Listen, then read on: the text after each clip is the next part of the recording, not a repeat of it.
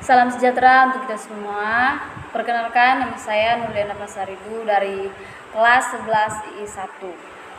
Di sini saya akan menjelaskan 3 pencegahan HIV/AIDS. Yang pertama, pencegahan penularan melalui hubungan seksual.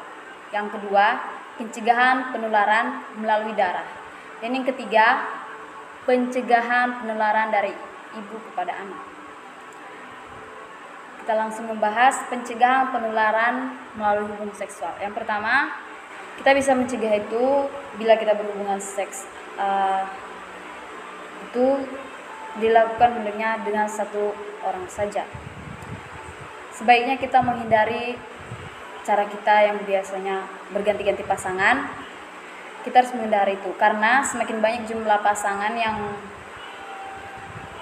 melakukan hubungan seks tersebut, maka semakin besar resiko terkena penyakit menular ini. Sebaiknya juga tidak berhubungan seksual dengan seorang yang sering berganti pasangan, karena kita nggak tahu riwayat seksualnya itu seperti apa. Jadi hendaknya kita menghindari cara berganti-ganti pasangan tersebut. Nah, yang kedua itu saat berhubungan intim ini ada baiknya laki-laki atau pasangan itu menggunakan kondom. Nah, kondom yang sering digunakan itu kondom latex. Nah, itu digunakan tiap kali berhubungan seks. Memang penggunaannya ini tidak dapat mencegah penularan penyakit itu seutuhnya, namun akan sangat efektif jika pemakaiannya benar. Nah, yang ketiga, kita melakukan vaksinasi. Ada beberapa penyakit menular yang dapat dicegah dengan cara pemberian vaksinasi dewasa. Misalnya itu hepatitis B dan kutil kelamin serta kanker serviks yang disebabkan oleh human papillomavirus atau HPV. Nah, bagi anak perempuan itu biasanya vaksinasinya itu berusia 9 sampai 13 tahun itu sudah bisa dilakukan vaksinasi.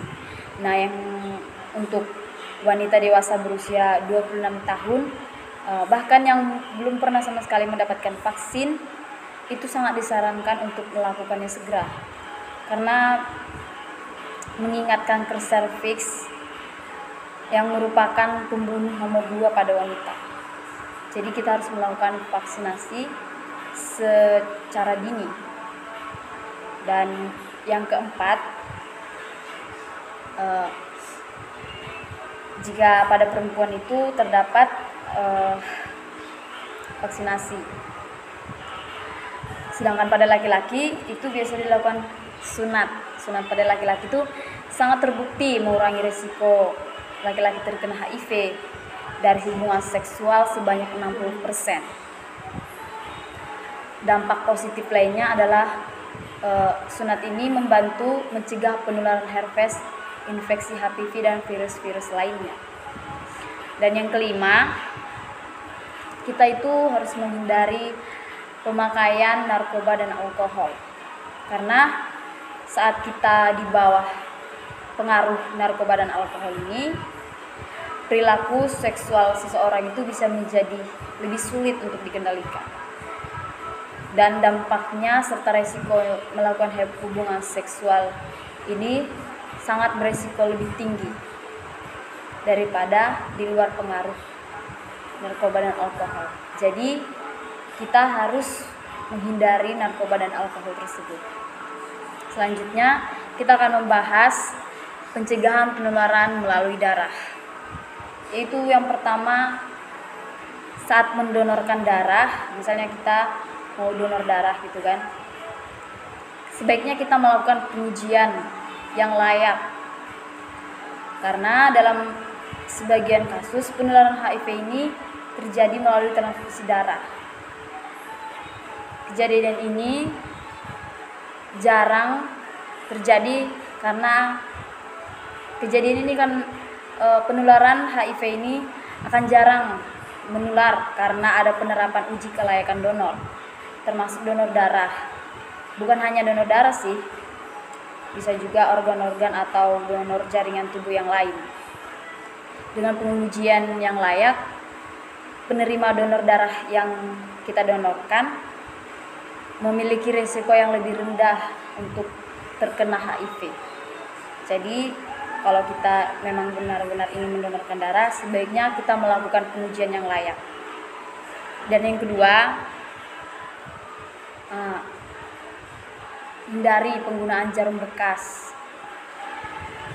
Saat menyuntikkan obat, saat kita disuntikan itu kena melalui darah terus ke tulang. Nah, saat menyuntikkan obat itu kita sebaiknya menggunakan jarum yang bersiap atau yang belum bekas dipakai.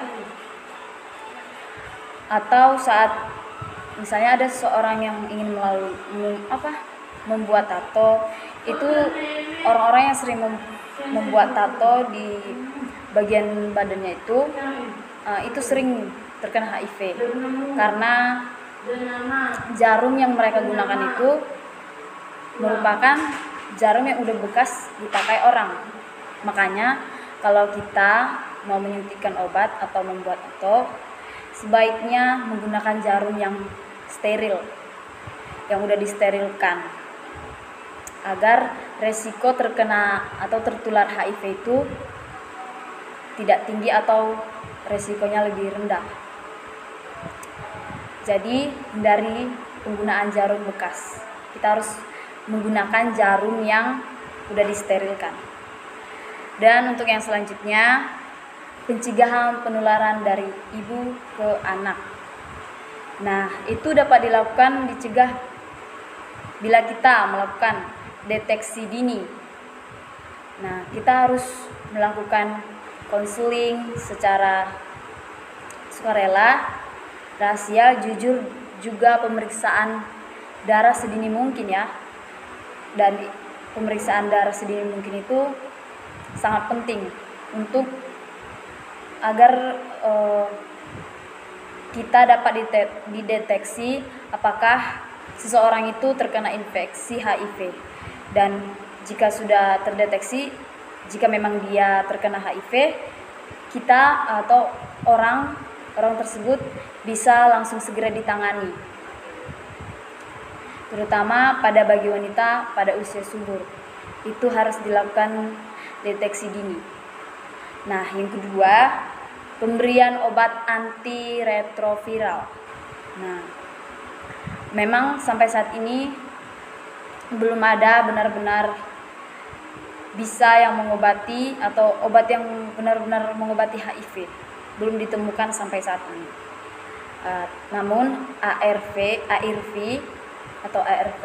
adalah pilihan terbaik untuk membantu menekan perkembangan virus HIV dalam tubuh,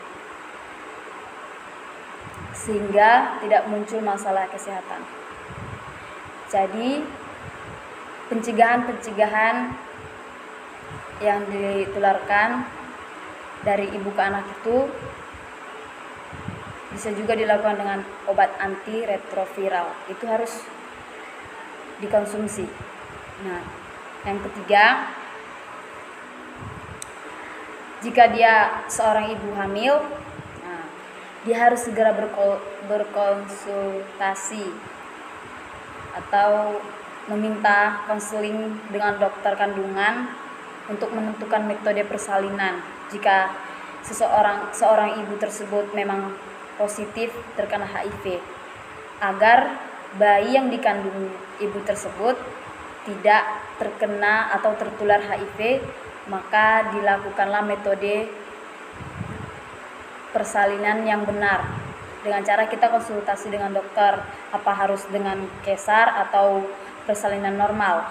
Nah, yang keempat itu, seorang ibu tidak bisa memberikan ASI kepada bayinya jika ibu tersebut terkena HIV. Untuk mencegah penularannya, ibu tersebut tidak bisa memberikan ASI kepada bayinya. Oke, Sekian penjelasan dari saya tentang pencegahan penularan HIV/AIDS. Semoga apa yang saya jelaskan bermanfaat dan mudah dipahami. Sekian dari saya, terima kasih.